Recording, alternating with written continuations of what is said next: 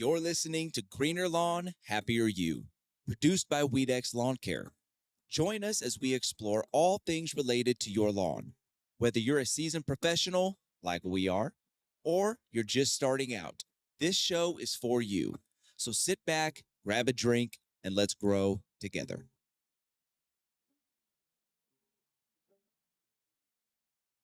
Hello, everybody. Welcome back to Greener Lawn, Happier You. I am Nick. I am Brennan. Hi, Brennan. Hi, Nick. Hey, I was thinking, and Abby, you can give your input on this as well.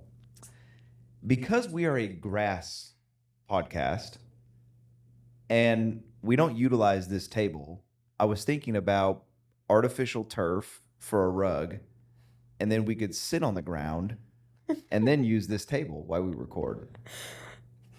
Aesthetically, I think it would look good. We could wear some Lululemon pants. Exactly. Maybe some tie-dye Yes. shirts. Yes. I think it would look funny. I think it'd be great.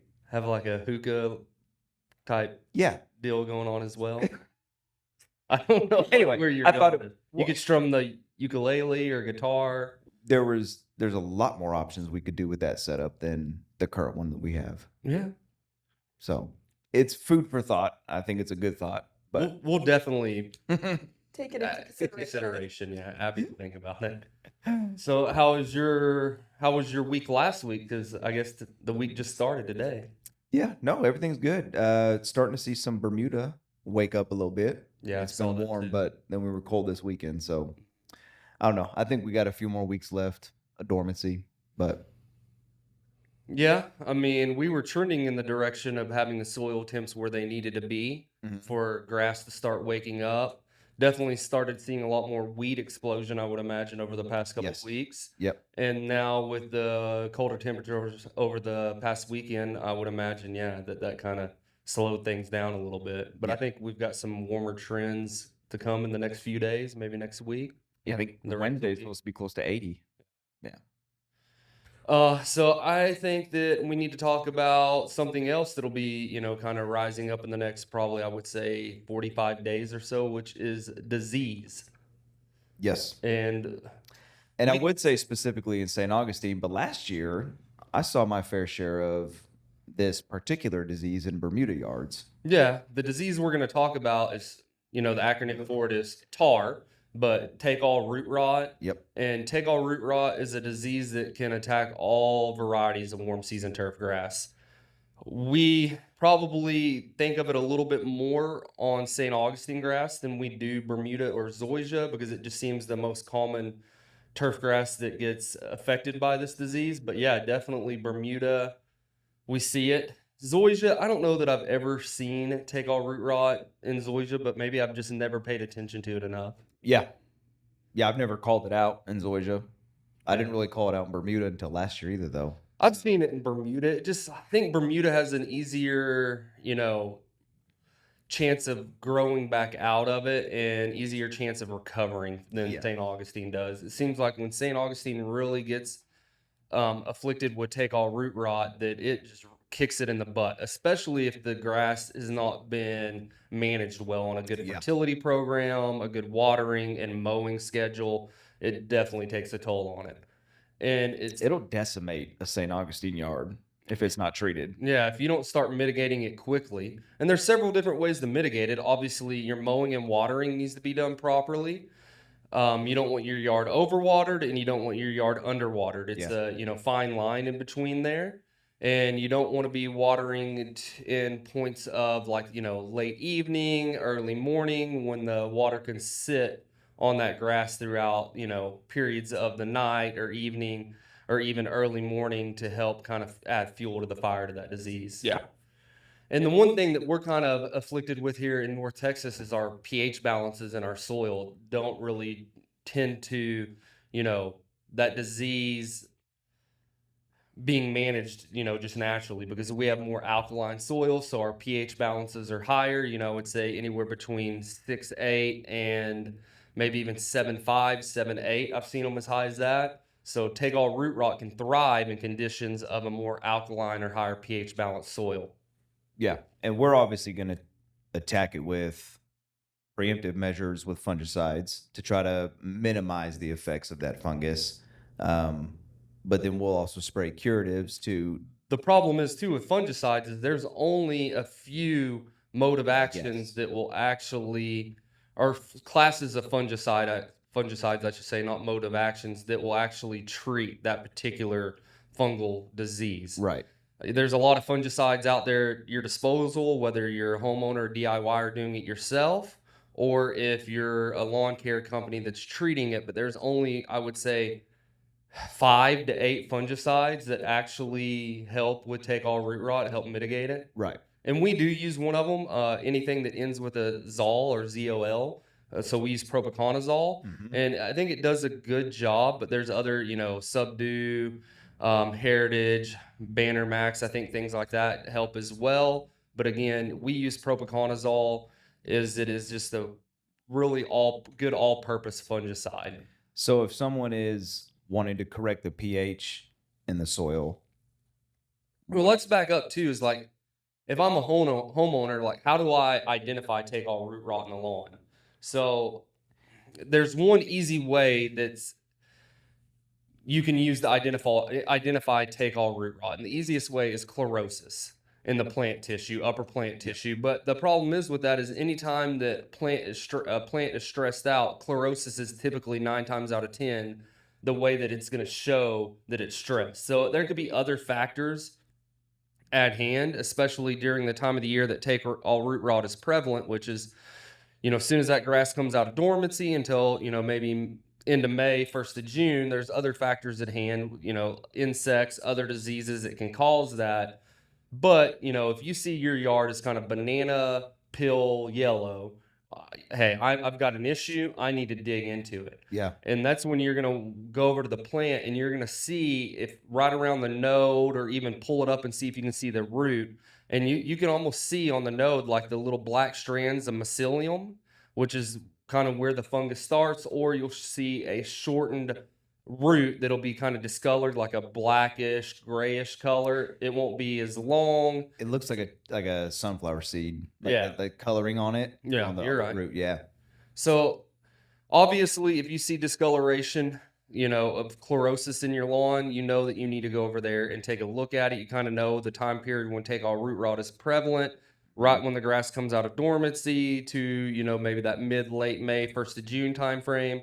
That I'm going to go look at it. I'm going to inspect it to see if it has some of these characteristics outside of just the chlorosis in it, which is, being able to see that fungal mycelium strands. And as well, the probably easier way to identify it is to pull some of the turf grass out of the soil and look at the root structure would be the other way to do it. And you're going into the pH balance. How do you mitigate the pH balance? And there's, obviously, I just went to a CEU class this past week at the Texas A&M Extension Agency, or, over in Richardson. Yeah. What was that for? Because I didn't have to do that. No, it's for my for my pest control license. And take all root rot was part of the topic of conversation there.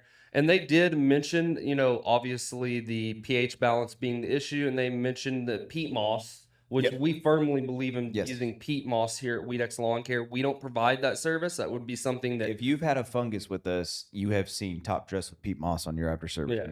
That would be something that the homeowner would have to do themselves, or they would have to contract somebody to do that. But I'm a firm believer in it. They don't probably really recommend it there, condone it there, just because they're like, you can't just do it once and mitigate the issue. And I'm like, well, no, duh. It's something that, it's probably going to sit on the upper plant material or the turf grass for maybe a few weeks, help mitigate it, and then it's done. But I've seen it on turf grass where you can do it one time and it mitigates it and you never have to do it again. Yeah. But I've also seen turf grass where you have to put peat moss on that turf grass and spread it, usually about a 1/4 to 1/2 inch thick layer. You can get those 3 cubic foot bales at Home Depot. One of those you usually do about 500 square feet, and you just spread it out with a rake. And that you might have to do it 3-4 times over the spring and in the fall, maybe even once in the summer. And you have to do that year after year after year. But it's a lot easier than resodding the lawn and letting your lawn go. And that's regardless if the fungus is active or not, correct? Because soon as take all root rot gets in your lawn, all you're doing from that point in time is mitigating it. Yep. You can never cure it, suppress it, and that's Yep. all you're going to be able to do. Yep. I don't want to get into the science behind it, like it being an in-thrift disease and all that being in that family of Fine. I fungal won't go there, pathogens. dude. But just on the general terms, yes, controlling it with fungicides, and we'll do that here at Weedex Lawn Care. If you're a DIYer, you can do that yourself. Make sure that it is labeled for that, or it's one of the fungicides that, again, I think there's a few fungicides in the Zoll family, like tebuconazole, propiconazole, and then, like I said, Subdue, Heritage, Banner. There's probably a few other ones that you can use. I don't know what the active ingredients are in some of those. Again, we don't use them, so they kind of escape my brain. So doing that, and the way we do it, again, is we do a fungicide in the spring, one in the fall to try to help kind of mitigate it. But we also know that fungicide probably isn't going to be an end-all, be-all, especially for a disease like take-all root rot. We have a percentage of customers where we know we're going to have to go out there and do 2, maybe 3 extra fungicides on top of it. We only charge them for the one, but we go out there the additional times for no additional charge because we know that we're going to get, whatever 20-30% of our customers that we got to spray again. So we kind of work that into the price, whether you agree with that or not.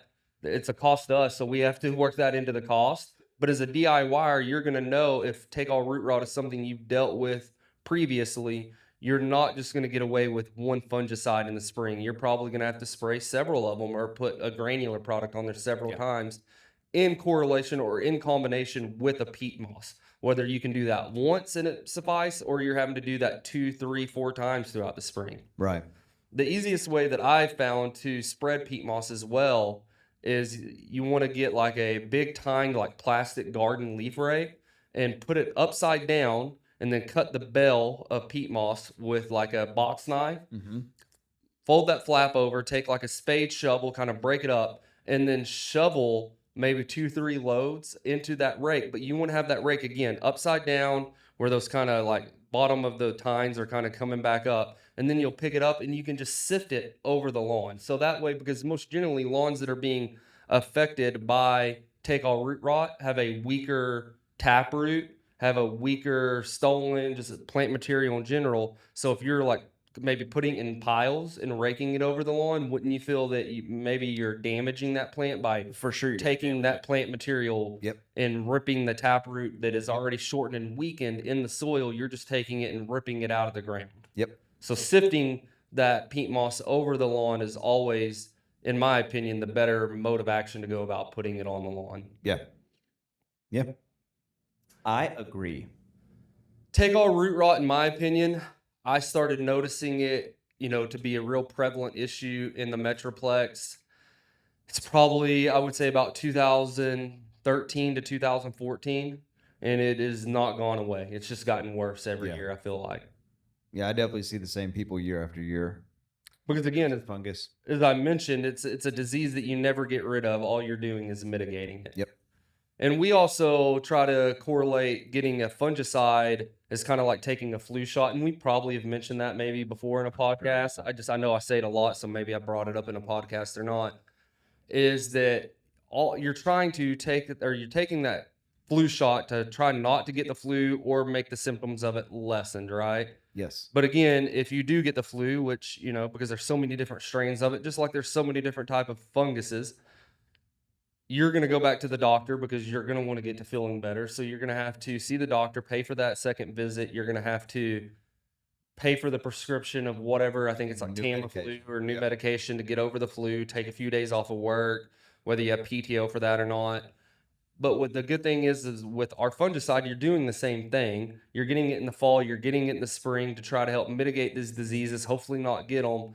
But we are not giving a guarantee that you won't get that disease. We're giving a guarantee if you do get it, we'll come back out and treat for it for free. You're not going to have to pay for a return visit, and you're not going to have to pay for the product. Right. So I think that's, for a customer that has St. Augustine grass or a zoysia lawn that's more susceptible to, certain diseases, I think it's a great thing to make sure that you're on a fungicide regimen. Or if you're a DIYer taking care of your own lawn, you probably have a little bit more control of what's going on, the ecology of your lawn, what's going on. Because if you're doing the weed control, the fertilizer, you're probably mowing your lawn yourself too. I would imagine. So you're controlling the environment is what I was trying to think of earlier. You're not allowing outside factors to come into play as much as somebody that's not a DIYer, because you have a lot more foot traffic coming on and off your lawn than just you. Yeah. So, but even if I was a DIYer, if I had St. Augustine, I'm still working some sort of fungicide regimen into my lawn. Yeah. So, I mean, out of the customers that you deal with, because I know you deal with a lot of customers that are plagued by take-all root rot, what would you say your percentage of success and failure is to recovering a lawn? And what would you say are like some of the biggest things a homeowner needs to do to ensure that their lawn is going to be able to recover? The majority of them will recover. It's a very small percentage that we come across that's so bad that it can't recover. And those are typically the ones that we diagnose the disease, let the customer know, and then the customer either says they're going to treat it themselves or they just disregard it. So when it doesn't get treated, that's when you see it really progress and start to go downhill. But the ones that we're able to treat and get on fairly soon, it tends to suppress after a couple treatments. And then recovery just depends on the severity of the damage. But that's going to go into the cultural practices of, like Brennan was talking about, the watering schedules. That's the biggest one that I see with fungus in St. Augustine is getting the water corrected. Making sure you're watering the plant enough to stay alive and thrive, but not overwatering the plant where you're allowing excess water to be standing. And it's a pretty fine line. Yeah. And I don't know if that's St. Augustine in North Texas or if that's just a fine line with St. Augustine everywhere. I would say it's a fine line with St. Augustine everywhere. Yeah. Because, I mean, if you're in other, climates, like say if you're in Houston, where it rains a lot more, I mean, a lot of homes in Houston don't even have irrigation system. Right. So, I mean, you can't control what Mother Nature is going to be throwing at that lawn. So you have to, still mitigate it with other factors as far as, fungicides, peat mosses. But I'm not as familiar with, the nuances of the disease in that area of Texas. Yeah. I mean, I've done work there before, but not, in the realm of weed control, fertilizer, plant health care. Right. I would be more afraid of chinch bugs than I would take-all root rot. And that, chinch bugs is something that's going to be coming up here in the near future too, soon as, the weather permits. Yeah, once it gets a little bit warmer. Yeah. Yeah. But today, let's not get off topic. No. I would just say, talk about disease. Take-all root rot has a terrible reputation, and for good reason. Mhm. But it can be cured to some extent.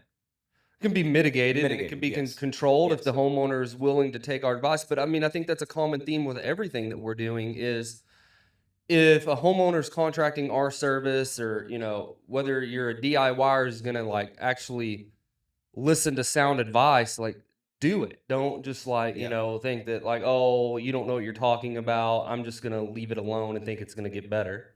Right. I mean, I think we see that a lot. The homeowners that do not have success, it's because they're not willing to try to do the things that we're asking them to do. Yeah. Because they just think that it's something else and they're going to keep doing the same things that they're already doing. Yep. Or doing things that might make it worse, which is like fertilizing.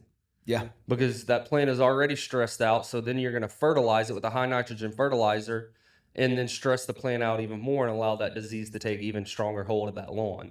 Because throwing fertilizer or nitrogen on a lawn, especially if it's all 100% ready to go nitrogen and it's not contained in some sort of slow release agent, you're stressing that plant out because you're making it grow rapidly. Right. And so it's stressing that plant out and it's going to allow that disease to take a hold of it even further. Yeah. Then you're in bigger trouble. The other diseases that we deal with in the spring, we deal with a little bit of brown patch, but not on the same realm that we deal with take-all root rot. I think it might spike its head a little bit. That's more of a fall disease that we deal with. Yep. So, I mean, I would say out of every 10 St. Augustine lawns, you might find one, that has brown patch on it, but it's just not as prevalent. Gray leaf spot is the other one that we'll deal with. Gray leaf spot, it's kind of the same thing, getting your pH balances right, make sure you're not overwatering, underwatering. But that disease can be mitigated really easily. It's just, I was gonna by say, the watering. that one's not near as detrimental to the grass. Yeah.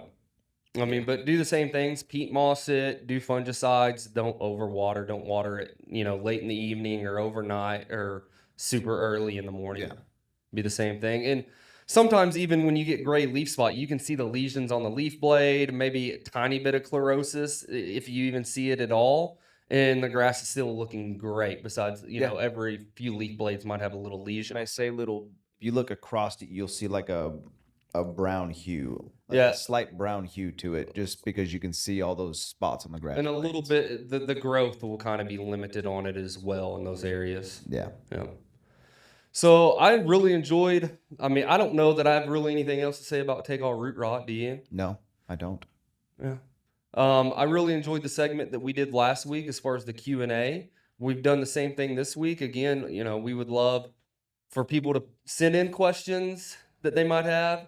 And so that way we can have more direct correspondence with some of our listeners or future listeners. But as of right now, we'll still be printing social media to find questions that people are dealing with in our area that are relevant to them, and we'll be answering those. So let's get going on that. These kind of popped up randomly, and they're weeds. So everybody knows that. I think Abby will put a picture of this in the podcast. What should I use to treat them? After treating them, should I mow and then lay some pre-emergent down?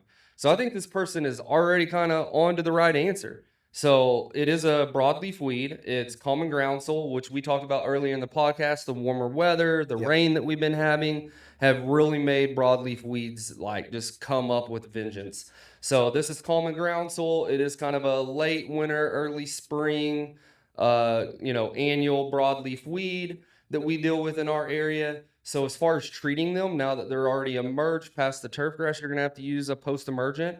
Whether you go to Home Depot or Lowe's and pick up some sort of weed be gone that's safe for turf grass, or if you hire a lawn care company, most lawn care companies are going to use a 3-way or a 2,4-D, which is what we would use on this weed. And then we would do a 2-in-1 combination where we would spray it with a post-emergent to kill the weeds that are there. You definitely need to mow them because that weed has a chance to kind of metabolize that herbicide, because it's making it, the mode of action on in-run is it's going to make it outgrow itself so fast that it kills the weed. But if it's a mature weed, it can metabolize that herbicide and grow back through it. So you definitely need to mow the weed away. And then again, like I said, we're going to do a 2-in-1. So as well, when we're blanket spraying the post-emergent, you'll get a pre-emergent as well. The pre-emergent is going to help further germination of weeds like this, an array of other weeds. And so I think that they kind of answered their own question. After treating them, should I mow? Yes. And then lay some pre-emergent? Yes. And make sure you water the pre-emergent in. Let the post-emergent dry for 12 to 24 hours, and then you can mow it and then put most of the time if you're a DIYer, you can get a pre-emergent and post-emergent in the same bag. Yeah. So, whatever the label recommends on that as far as, watering and mowing restrictions. Yeah, I think that's exactly what they need to do. This next one is more of a statement than it is a question. It says, everyone needs a soil test. Prove me wrong. I know you and I are going to differ on this a little bit, but no, I don't think everyone does need a soil test. Unless your yard is your hobby and you just want to know everything that's going on in your soil, sure, get a soil test. Or if you have an issue on your lawn that you can't figure out, sure, maybe get a soil test. But if you've got a healthy lawn and you don't really have any issues going on, I don't see the point in getting a soil test done. I don't think we disagree at all on that. Okay, perfect then. If I'm a lawn care provider and I'm servicing, maybe 400 or 500 accounts, they're all, and I'm doing A through Z, right? I'm doing everything on that property because I'm doing their landscape design, construction. I'm doing all of their, annual colors in the spring and in the fall. I'm doing all their maintenance. I'm doing all their weed control, all their fertilizer, just everything from A to Z. And these are multi-million-dollar properties. I'm going to do a soil test on every one of those properties, and I am going to get a specific blend of fertilizer for every one of those lawns. But again, it also depends on what type of soil test that you're getting. If you're just getting a nutritional based soil test, it's going to give you like, okay, your organic matter in the soil, your pH balance, and then just the fertility of the soil. I've read a lot of soil samples from North Texas, and I would say about 90 to 95% of them lay right in line with every one of them. They're all pretty much identical within, here or there might be subtle changes. Most of them are going to have a higher pH balance, more alkaline, anywhere from a 6.8 to a 7.5. Most of them are going to be, low on organic matter or right in the range where they need to be. And most of them will have like high phosphorus in the soil, but that's okay. A lot of phosphorus is bound up. But the rest of the fertility is pretty much within range of where it needs to be. Now, you're not getting a lot of information out of those soil tests. Again, unless you're having an issue with what you can tell or deem is a fertility problem on that lawn. Yeah. And we'll do that from time to time. Now, if you're getting a tissue sample as well, like, okay, I'm sending in not just soil, I'm sending in, lawn or plant material, and I'm getting a tissue sample or, sending it into a lab to figure out if there's disease issue or insects issue, which we do that from time to time, then that might be beneficial. Sure. But no, again, I 100% agree with you. If I'm a guy that just like wants to know everything that's going on in my yard and I want to get a specific blend of fertilizer and I'm only buying like 3 to 4 bags of it a year and that, like, yeah, I'd do that. But as far as a lawn care company that's needing to do a soil sample on every lawn that they service, no. I think we do those as needed, case by case scenario. Yeah. Which is, we probably maybe 20 a year. Yeah. I was going to say I pull maybe 1 to 3 of them a year. Yeah. Between the entire company, 20's probably over, maybe 10. We probably pull 10 soil samples a year. Yeah. And out of those 10, maybe only 3 to 5 were really needed to even be pulled. Yeah. So. All right, your turn, Grass Daddy. Are we still in a good time to trim trees? I think so. Again, you're kind of getting into that time frame of like crepe myrtles. I still think we're in a good time. You want to do that before they bud. Other trees, as long as we're still a little bit colder, but we're right on that edge of like it being too late, in my opinion. Yeah. But again, I'm not an arborist. That's something that in my opinion, you always want to trim trees in the dormant kind of cycle or, when it's colder, because that's when insects and diseases are going to be less prevalent to have a direct entry or pathway into that open wound. So that's just my opinion on trimming trees. And then the last one is, what is the best type of grass for 2 very active dogs? Some parts are partially shaded for periods of the day. They live, I don't know that it matters where they live, but the dogs are they look so happy and playful. I bet those dogs they look very active. With partial shade, Bermuda's going to struggle. And Bermuda would be the turf grass that we would recommend. Yeah, it would. For me, I would section off an area of your lawn that like if you want grass for your dogs, I'd section off an area of your lawn, or like have a dog run there. And not let them on the lawn. They need more space than a dog run. I know, but then again, you also live in the city that you only have 2,000 square feet of a backyard. These two dogs. These dogs need to be out in the country where they can really run. So you just like. That's what I was going to say. You can't have your cake and eat it too. Right. Or move out to where I live. Yeah. These dogs would be so happy where I live. I don't think you're ever going to have a chance of growing successful turf grass and let these dogs have full reign of this lawn. Do you think so? No, I 100% agree. Unless you just put in artificial turf. Yeah. Like artificial turf, if you can afford artificial turf, that's the way I would go. Or I would put in a dog run and only limit them access to the main part of the yard throughout certain points or parts of the day. Right. And get their daily, so you can yell at them. Yeah, get their daily activity out at a dog park where you don't care if they destroy it. So but they're like, if you're going to let these dogs have full reign of this lawn, throughout the entire day, throughout the entire week, you're just never going to have success at growing a healthy, lush, beautiful grass, no matter what the variety is. No, they are enjoying life. Obviously, Bermuda grass is the reason why you put it in sports complexes is because it's the most hardy, wear tolerant grass that you could probably use. But even with those dogs are just big, active dogs. I just don't see anything that's going to help that. No, I agree. Yeah, zoysia just doesn't recover as well, and those dogs are going to tear apart St. Augustine. Yeah. And just never have success with that. So hopefully the conversation that we had over take all root rot, I don't know if we kind of dissected it correctly. I know we were a little bit all over the place in the beginning of it, but yes, it is a disease that affects mainly St. Augustine, but it can affect, all warm season varieties of turf grass. Yes. Again, we've never really seen it in zoysia. They say it can. Bermuda, we do see it in Bermuda grass occasionally. Yep. We don't see that it's as detrimental to Bermuda grass as it is St. Augustine. And it's not something that you can ignore. Whether you're a DIYer or you're using a lawn care company, you can't ignore it because it's not going to go away on its own. You have to use regimens of fungicide along with amendments. Obviously there's other ways to lower your pH balance. We didn't talk about that. You can lower it with sulfur. So either, however you want to do that, you can get granulated sulfur. But in my opinion, it's not as effective. Maybe over long term, if you can get your pH down, it is. I think peat moss is more immediately effective because it kind of sits on that plant tissue where the disease is attacking it for a longer period of time before it actually, kind of goes all the way through the upper plant material, through the thatch layer and into the soil and breaks down and becomes part of your soil structure. I just think peat moss gives you more immediate results.